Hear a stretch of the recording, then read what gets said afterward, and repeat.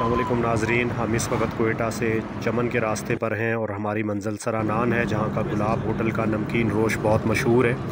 ये गुलाब होटल की वीडियो हमने अलहदा से बनाई थी। असल में इस वीडियो को बनाने का मकसद ये कि आपको रास्ते में चमन पैसेंजर दिखाएं जो हमारे साथ साथ सफ़र कर रही थी चमन के लिए। ये कोयटा से चमन के लिए चलती है रोज़ सुबह 8:30 बजे, क्योंकि हम जब निकले कुछ लाख से तो कभी ट्रेन हमसे आगे चली जाती थी, कभी हम ट्रेन से आगे चले जाते थे।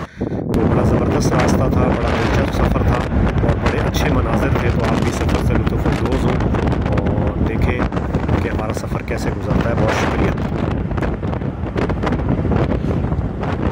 ये 5 डब्बों की ट्रेन है जो रोज़ाना मैंने आपको बताया सुबह 8:30 बजे निकलती है चमन के लिए और तकरीबन 12:30-1 बजे तक ये चमन पहुंचती है और 2 बजे चमन से वापस रवाना होती है और शाम को 6-6:30 बजे कोयटा पहुंच जाती है।